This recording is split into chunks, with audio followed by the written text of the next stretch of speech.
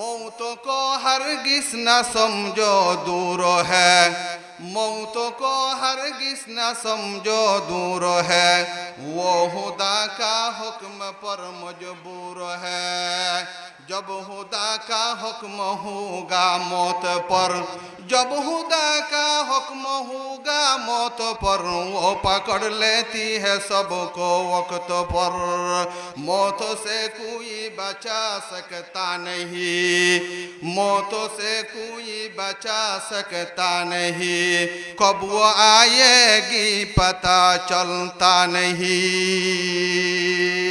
তাহলে আমাদের মৃত্যু হবে। আল্লাহর কাছে চতুর্থ নম্বর প্রশ্ন, মওলা এই মৃত্যু থেকে পলায়ন করে বাঁচার কোনো উপায় আছে কিনা?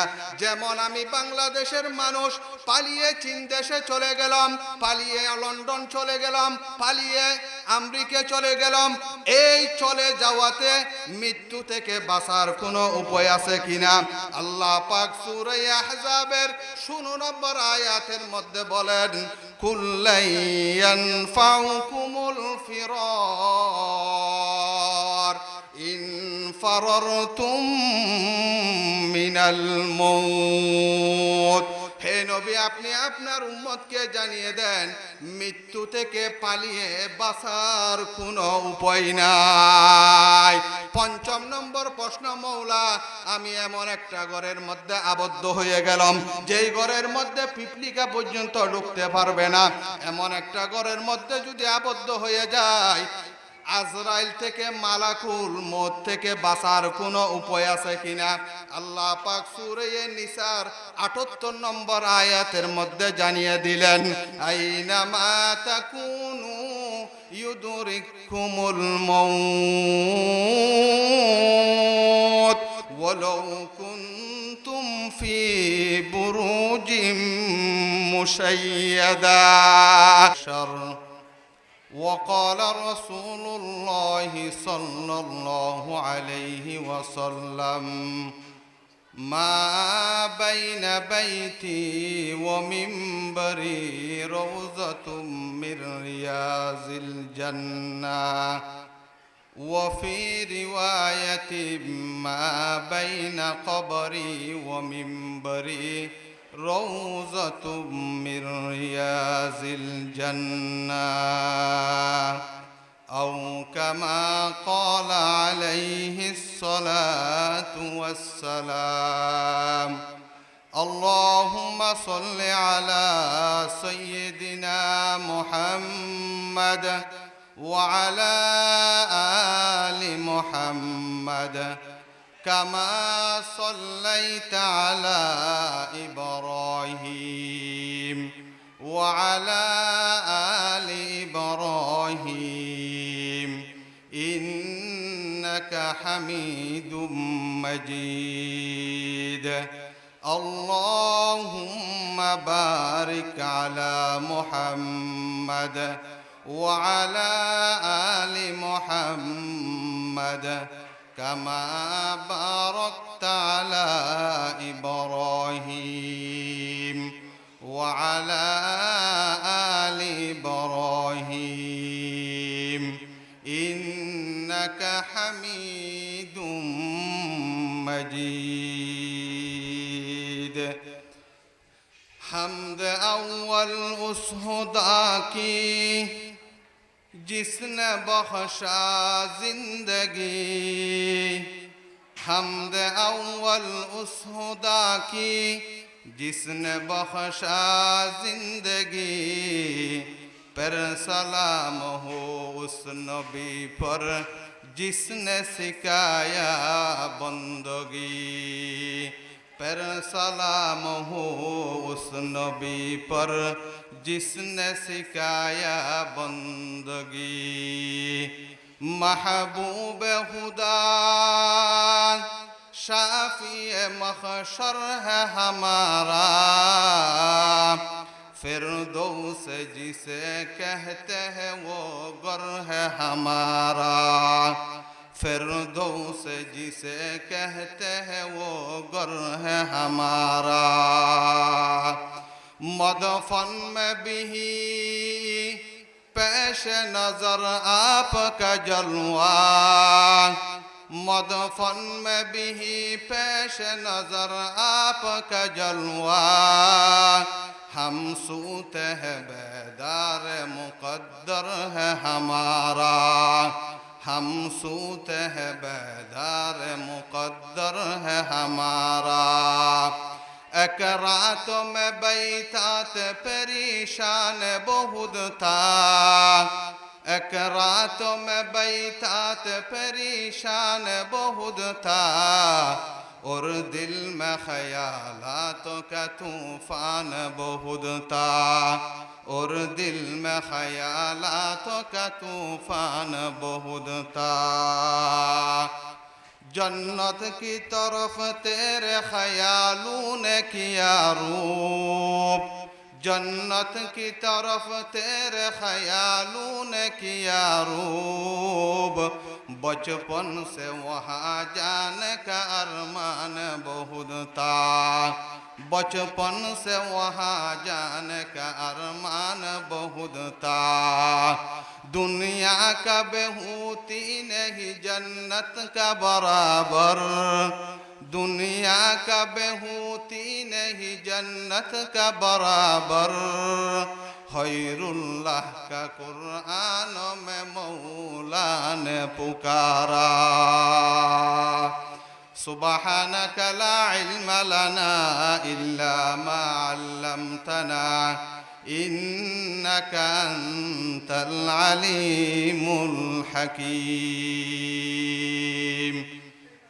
আল্লাহ পাকের অসংখ্য গনিয়ত রহমত যে আল্লাহ পাক বোয়ালখালী থানার অন্তর্গত হুদুরকিল মিফতাহুল উলুম মাদ্রাসার বার্ষিক সালানা জলসায় আমাকে আপনাকে আসার তৌফিক দান করেছেন, সেই জন্য মহান রব্বুল আলামিনের কাছে শুকরিয়া জ্ঞাপন করি আলহামদুলিল্লাহ। আমরা সরাসরি আলোচনার মধ্যে ঢুকে যাব। আমি আপনাদের সামনে সূরা কফের 35 নম্বর আয়াত এবং সূরা কাহাফের 107 নম্বর আয়াত আর একটা সূরা বাকারার প্রথম পৃষ্ঠার আয়াত তেলাওয়াত করছি। রাসূল পাক সাল্লাল্লাহু আলাইহি ওয়াসাল্লামের অগণিত অসংখ্য হাদিস থেকে দুইটা হাদিস তেলাওয়াত করলাম।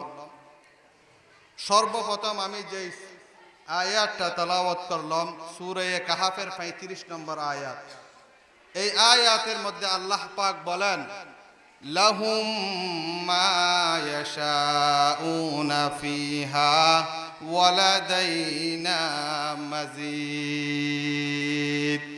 লাহুম এই শব্দ থেকে উদ্দেশ্য লি আহলিল জান্নাহ, মা ইয়াশাউন জান্নাতে জান্নাতীরা যা চাইবে আল্লাহ পাক তাদেরকে তাই দেবে। লাদাইনা না থেকে উদ্দেশ্য আল্লাহ, তাহলে আয়াতের অর্থ হবে আল্লাহর পক্ষ থেকে জান্নাতীরা জান্নাতে যা চাইবে তাই তাদেরকে আল্লাহ পাক দেবে। ওয়ালাদাইনা মাজিদ, এই মাজিদ এটার বিভিন্ন মুফাসসিরিন একরাম তাফসীর করেছেন। একটা তাফসীর হচ্ছে মসজিদ নামক একটা ময়দান থাকবে জান্নাতের মধ্যে, যেখানে সমস্ত মানুষরা বন্দারা আল্লাহর সাথে সুদর্শন হবে, সাক্ষাৎ হবে।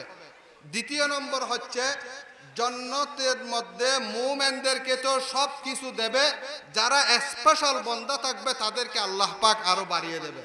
তৃতীয় নম্বর তাফসীর হচ্ছে মানুষের কাছে যা জিনিস থাকে ধন দৌলত এইগুলো দেওয়ার পরে শেষ হয়ে যায়, কিন্তু আল্লাহর কাছে এত গনিয়ত আছে যেগুলো দেওয়ার পরও কি হবে না, শেষ হবে না।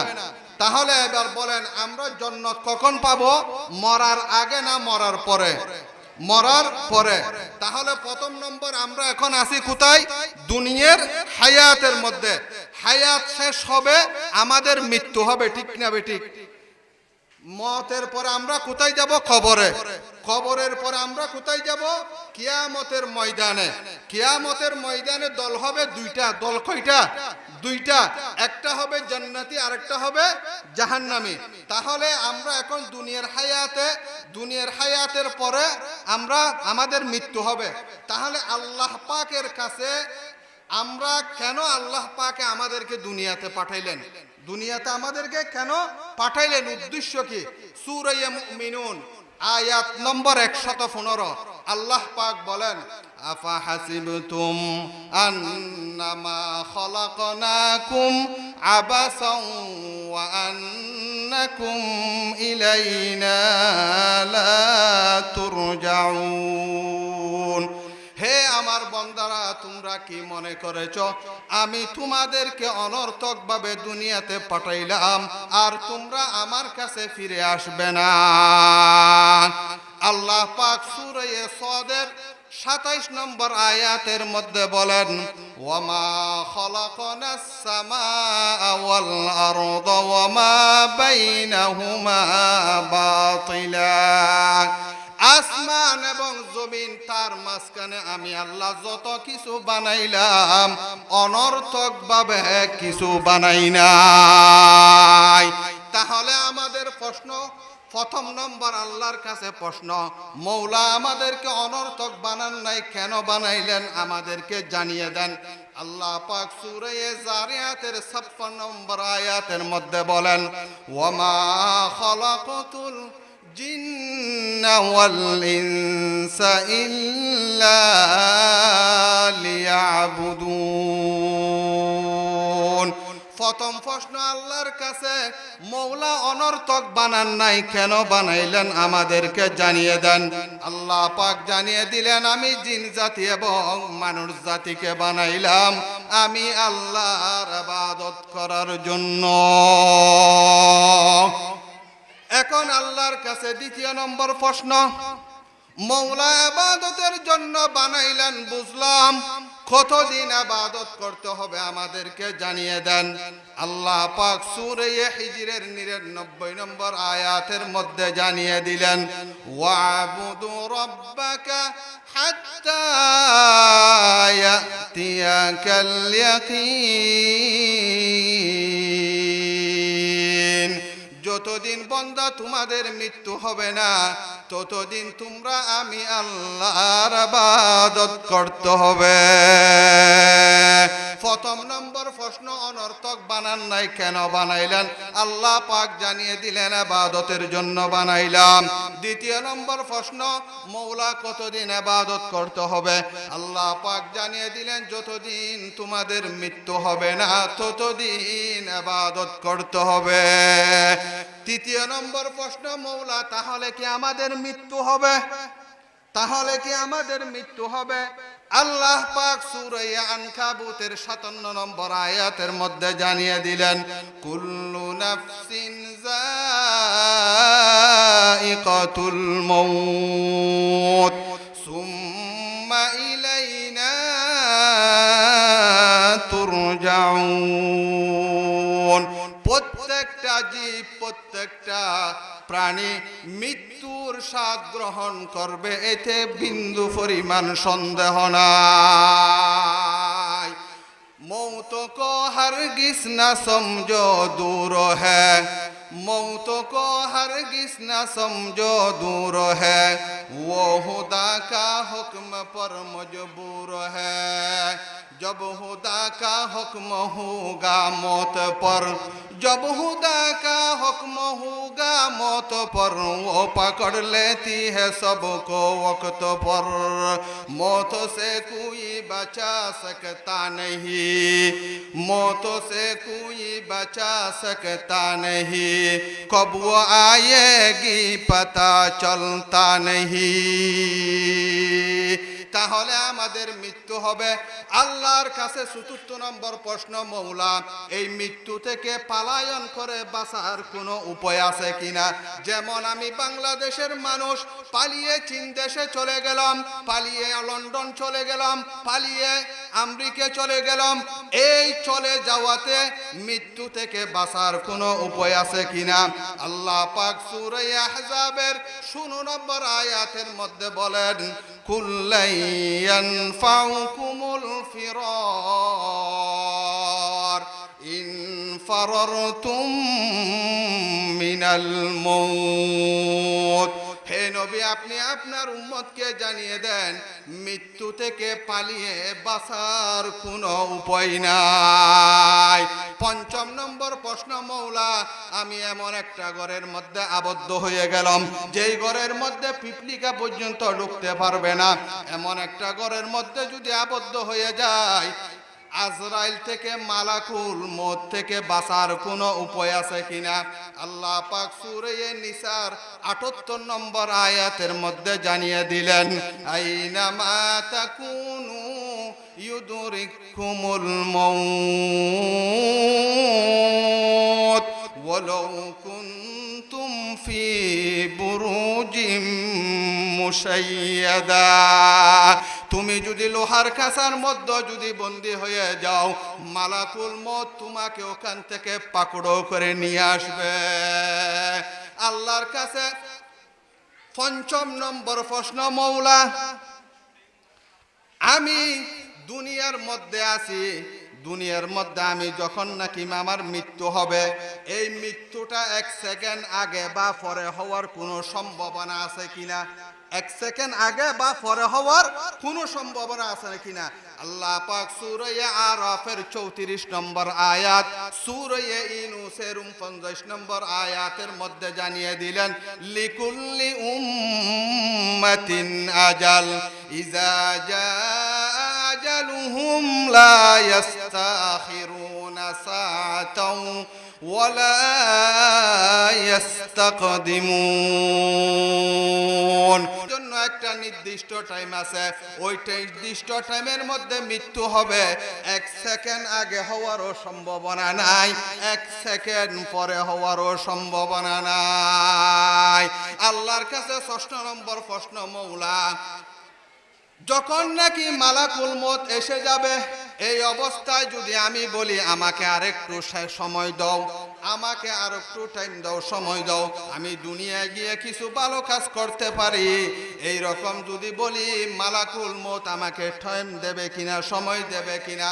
আল্লাহ পাক সূরা মুনাফিকুনের ১১ নম্বর আয়াতের মধ্যে জানিয়ে দিলেন, ওয়ালাই ইউআখিরুল্লাহু নাফসান ইযা জাআ আজালুহা ওয়াল্লাহু খাবীরুম বিমা তা'মালুন। মওত যখন নাকি আসবে আর ভালো কাজ করতে চাইলেও পারবে না, মওত তোমাকে নির্দিষ্ট টাইমের মধ্যে ধরবে, ১ সেকেন্ডও তোমাকে দেরি করতে দেবে না। সেম প্রশ্ন আল্লাহর কাছে, মওলা দুনিয়ার মধ্যে আমরা বন্ধু বান্ধব একজন আরেকজনের সাথে সাক্ষাৎ করি, এই সাক্ষাতের জন্য একটা নির্দিষ্ট জায়গা ঠিক হয়। ২ বন্ধু যদি একসাথে হয় তাহলে একজন আরেকজনের সাথে সাক্ষাৎ হয়, আর যদি একজন যদি আসে আরেকজন না আসলে সাক্ষাৎ হবে কিনা? একজন আসছে আরেকজন যদি না আসে সাক্ষাৎ হবে না। কিন্তু মওত যেটা আছে, তুমি যেখানে থাকো না কেন মওত তোমাকে অবশ্যই ধরবে। সূরা জুমার ৮ নম্বর আয়াতের মধ্যে আল্লাহ পাক বলেন, কুল ইন্নাল মাউতাল্লাযী تفرون منه فإنه ملاقيكم ثم تردون إلى عالم الغيب والشهادة فينبئكم بما كنتم تعملون। হে নবী আপনি আপনার উম্মতদেরকে জানিয়ে দেন, মওতের সাথে কারো সাক্ষাৎ করতে হবে না, মওত তোমার সাথে সাক্ষাৎ করবে। ফাইন্নাহু মুলাকিকুম সুম্মা তুরাদ্দুনা ইলা আলিমিল গায়বি والشهادة فينبئكم بما كنتم تعملون। তাহলে এই আয়াতগুলোর দ্বারাই আমরা কি জানতে পারলাম? এই আয়াতগুলোর দ্বারাই আমরা কি জানতে পারলাম? মওত থেকে বাঁচার কোনো কি নাই, উপায় নাই। মৃত্যু আমাদের অনিবার্য, মৃত্যু হবে, এতে কোনো সন্দেহ নাই। একটা হাদিস শুনেন, বিখ্যাত হাদিসের কিতাব মুসনাদে আহমদ, এই কিতাবের 18,557 নম্বর হাদিস, 18557। আল্লাহর নবীর সাহাবা হযরত বরা ইবনে আযাব রাদিয়াল্লাহু তাআলা আনহুর বর্ণনা। আল্লাহর নবী বলেন, খরজনা মা রাসূলিল্লাহি সাল্লাল্লাহু আলাইহি ওয়াসাল্লাম জানাজাতি রাজুলিম মিনাল আনসার।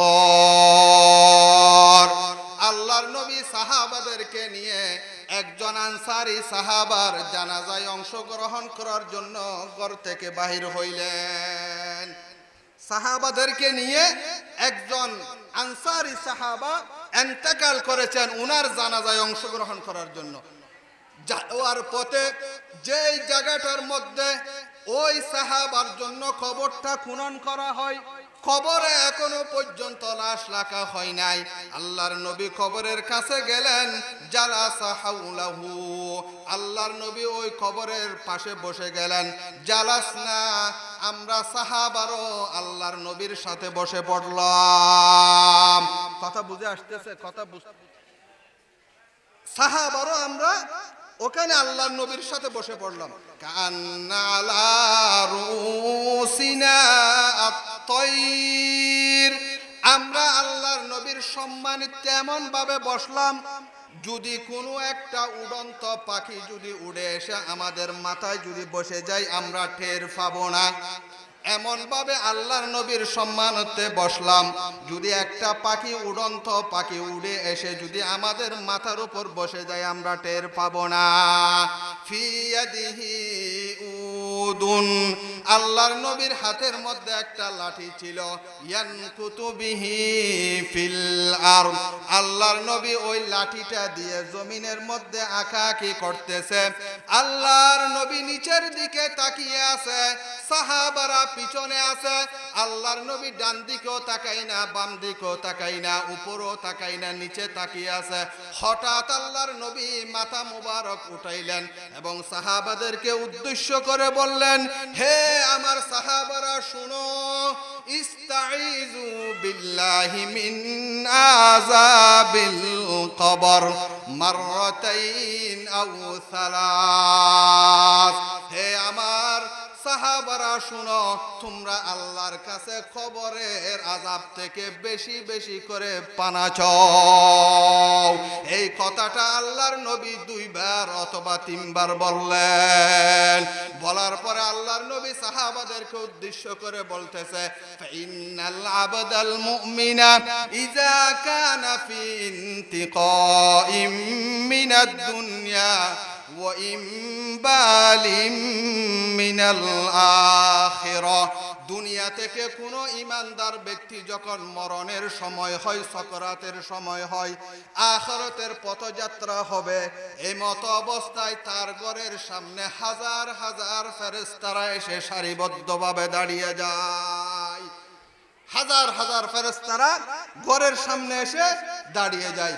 তাদের হাতের মধ্যে 2টা জিনিস থাকে, মাহুম কাফনুম মিন আকফানিল জান্নাহ ওয়া হানুতুম মিন হানুতিল জান্নাহ। একটা হচ্ছে জান্নাতের কাফন আর একটা হচ্ছে জান্নাতের সুগন্ধি। সুম্মা ইয়াজিবু ইলাইহি মালাকুল মউত, এই মত অবস্থার মধ্যে মালাকুল মউত এসে হাজির হয়ে যায়। ওই মৃত্যুর পথযাত্রা মানুষটার মাথার পাশে গিয়ে বসে। বসার পরে ওই মালাকুল মউত ডাক মারে, বলে, উখরুজি, হে আত্মা বাহির হ, ইয়া আইয়াতুহান নাফসুল হামিদা, অথবা ইয়া আইয়াতুহান নাফসুত তাইয়্যিবা, এই পবিত্র আত্মা, এই প্রশংসনীয় আত্মা বাহির হ, ইলা রাব্বিকি রাদিন, তোমার উপর আল্লাহ রাজি, তোমার কোনো ভয় নাই। হতে এমন ভাবে আত্মাটা বাহির করে যেমন নাকি কোনো একটা পাত্রের মধ্যে যদি পানি ভর্তি থাকে, ওই পানিগুলো ফেলে দেওয়ার পরে কিছু পানি ওখানে আটকানো থাকে, একটু একটু ওই পানিগুলো যেইভাবে আস্তে আস্তে বাহির হয়, ঈমানদারের আত্মাটা ওইভাবে বাহির করে। বাহির করার পরে ওই যে ফেরেশতারা আসছে, সমস্ত ফেরেশতারা বলা বলি করে, আমার হাতের মধ্যে দাও, আমার হাতের মধ্যে দাও। মালাকুল মউত কি করে, একজনের হাতের মধ্যে দিয়ে দেয়, ওই জান্নাত থেকে যে কাফনগুলো আনছে ওই কাফনের মধ্যে দিয়ে দেয়, এবং সমস্ত ফেরেশতারা মিলে ওই আত্মাটার মধ্যে এমন ভাবে সুগন্ধি লাগায়, দুনিয়ার মধ্যে আসমান এবং জমিনে যত ফেরেশতারা আছে তাদের নাককে সুরলিত করে দেয়। তখন ফেরেশতারা বলা বলি করে, আজকে দুনিয়ার মধ্যে কোন ঈমানদার ব্যক্তির মৃত্যু হয়েছে, যেই ঈমানদার ব্যক্তির আত্মার সুগন্ধি আমাদের নাকগুলোকে সুরলিত করে দিল। তখন ফেরেশতারা ফায়াসআলুনা বিহা ইলাস সামা, ওই আত্মাটাকে নিয়ে আসমানের দিকে রওনা হয়। আসমানের যখন প্রথম আসমানে যায়, প্রথম আসমানের ফেরেশতার নাম হচ্ছে ইসমাইল। ইসমাইলের আন্ডারে 12,000 ফেরেশতা কাজ করে। ওই 12,000 ফেরেশতা প্রতিটার পিছনে 1 লাখ করে ফেরেশতারা কাজ করে। আল্লাহ পাক এবার ডাক মারে, হে আমার ফেরেশতারা শুনো, উক্তুব কিতাব আবদি ফি ইল্লিয়িন, আমার বান্দার আমলনামা ইল্লিয়িন নামক জায়গার মধ্যে লিপিবদ্ধ করো। সূরা মুতাফফিফিনের মধ্যে আল্লাহ পাক বলেন, কাল্লা ইন্না কিতাবাল আবরারি লাফি ইল্লিয়িন। তাহলে এখন আত্মা হচ্ছে কোথায়? 7 আসমানের মধ্যে, আমল নামা ইল্লিয়িনের মধ্যে, দেহটা জমিনের মধ্যে। আল্লাহ পাক এবার ফেরেশতাকে ডাক মারে, হে আমার ফেরেশতারা, আমার বান্দার আত্মাটা নিয়ে আমার বান্দাকে যেই জায়গার মধ্যে দাফন করা হয়েছে ওই জায়গার মধ্যে চলে যাও। ফায়াতিয়ানিহি মালাকান, দুইজন ফেরেশতা আসে কবরের মধ্যে। ফায়াজলিসানিহি ফায়াসালানিহি, উনাকে বসানো হয় এবং উনার থেকে সওয়াল করা হয়, প্রশ্ন করা হয়। প্রথম প্রশ্ন, মান রব্বুকা, তোমার রবকে? ঈমানদার ব্যক্তি হাসি হাসি জবাব দেয়, রব্বি আল্লাহ। দ্বিতীয় প্রশ্ন করে, ওয়ামা দীনুক, তোমার দিন কি? বান্দা হাসি হাসি জবাব দেয়, দীনিয়াল ইসলাম। তৃতীয় নম্বর প্রশ্ন করে, ওয়ামান হাজার রাজুলুল্লাযী বুইসা ফীকুম, তোমার মাঝে এমন একটা মানুষকে প্রেরণ করা হয়েছে যেই মানুষটাকে তুমি চিনো কিনা? তখন ঈমানদার বান্দা বলে, মুহাম্মাদুন নবিয়ুনা সাল্লাল্লাহু আলাইহি ওয়াসাল্লাম। তখন এই ফেরেশতারা দেরকে আল্লাহ পাক ডাক মারে, ইয়া আইয়ুহাল মালাইকা, হে আমার ফেরেশতার দরলা, আমার বান্দা থেকে এই কথা জিজ্ঞাসা করো, তুই এই মানুষ কোথায় পেয়েছে এই প্রশ্নগুলো? তখন ওই ঈমানদার ব্যক্তি জবাব দেয়, করাতু কিতাবাল্লাহ, আমি আল্লাহর কোরআন পড়েছি, ওই আল্লাহর কোরআনের মধ্যে এই প্রশ্নগুলি পেয়ে এই জবাবগুলো আমি শিখিয়ে নিয়েছি। আল্লাহ পাক ডাক মারে, হে আমার ফেরেশতার দল, আফরিশুহু মিনাল জান্নাহ ওয়ালবিসুহু মিনাল জান্নাহ ওয়াফতাহু লাহু বাবান ইলাল জান্নাহ, আমার বান্দাকে বেহেশতের বিছানা বিছিয়ে দাও, বেহেশতের পোশাক পরিয়ে দাও, আমার বান্দার সাথে লম্বা একটা জান্নাতের সাথে রাস্তা করিয়ে দাও। বান্দা যখন ওই দরজাটা খুলি দেয়, এই মত অবস্থার মধ্যে দেখে জান্নাতের মধ্যে হুররা নাচানাচি করে। ওই বান্দা কি করে? হাতটা বাড়িয়ে দেয়। আল্লাহ পাক ডাক মারে, বান্দা থাম থাম, নাম কানাতিল আরুস, বাসর রাতের রাত্রির মধ্যে তুমি ঘুমিয়ে পড়ো। বাসর রাত্রে যেমন নাকি নিজের স্বামীকে, প্রিয়তমাকে, নিজের বিবি ছাড়া কেউ জাগ্রত করে না, আমি আল্লাহ তোমার জন্য প্রিয়তমা হয়ে গেলাম। কিয়ামত দিবসে আমি তোমাকে ঘুম থেকে জাগ্রত করে দেব। তাহলে ইমানদার হওয়া আমাদের জন্য, ইমানদার হতে যদি চান তাহলে জান্নাতে যেতে পারবেন। সূরা কাহফের 107 নম্বর আয়াত আল্লাহ পাক বলেন, ইন্নাল্লাযীনা আমানু ওয়া আমিলুস সলিহাত কানাত লাহুম জান্নাতুল ফিরদাউসি নুজুলা। নিশ্চয় যে ব্যক্তির কাছে ঈমান থাকবে, নেক আমল থাকবে। এক নম্বর কি ঈমান, এক নম্বর কি ঈমান, দ্বিতীয় নম্বর হচ্ছে নেক আমল। নেক আমল এই দুটোটা যদি থাকে, কানাত লাহুম জান্নাতুল ফিরদাউসি নুজুলা। আল্লাহ পাক এই বান্দাকে জান্নাতুল ফেরদৌসের মেহমান হিসেবে স্বীকৃতি দেবে। তাহলে আমরা জান্নাতের মেহমান হতে চাই কি চাই না? জান্নাতের মেহমান আমরা সবাই হতে চাই। তাহলে জান্নাতে যাওয়ার জন্য জিনিস কয়টা? দুইটা। এক নম্বর ঈমান, দ্বিতীয় নম্বর হচ্ছে নেক আমল। এই দুটোটা জিনিস আমরা আমাদের জিন্দেগির মধ্যে সাজাবো। যদি সাজাই, আমরা মৃত্যুর পরে আমাদের কবরে হবে জান্নাত, কবরে হবে জান্নাত। সেই জন্য জান্নাত যেটা আছে, জান্নাতের টুকরা কোথায় আছে? মদিনার মধ্যে আছে। আল্লাহর নবী হাদিসের মধ্যে বলেন, মা বাইনা কবরি ওয়া মিম্বরি রওযাতুম মির রিয়াজিল জান্নাহ। আমার কবর আর আমার মিম্বর, এই দুটোটার মাঝখানে যেই জায়গাটা আছে, ওই জায়গার নাম হচ্ছে রিয়াজুল জান্নাহ। ওই জায়গাটা হচ্ছে দুনিয়ার মধ্যে জান্নাতের একটা টুকরা। আল্লাহ পাক আমাদেরকে বুঝার তৌফিক দান করেছে। হুজুর চলে আসছে। যাই হোক, দুইটা জিনিস নিয়ে আমরা আমাদের জিন্দেগিকে সাজাবো। এক নম্বর হচ্ছে ঈমান, দ্বিতীয় নম্বর হচ্ছে নেক আমল। এই দুইটা নিয়ে আমরা দুনিয়া থেকে যেন আল্লাহ পাক আমাদেরকে ঈমান এবং নেক আমল নিয়ে যেন চাইতে পারি, তৌফিক দান করুক। ওয়া আখির দাওয়ানা আনিল হামদুলিল্লাহি রাব্বিল আলামিন। আসসালামু আলাইকুম ওয়া রাহমাতুল্লাহি ওয়া বারাকাতুহু।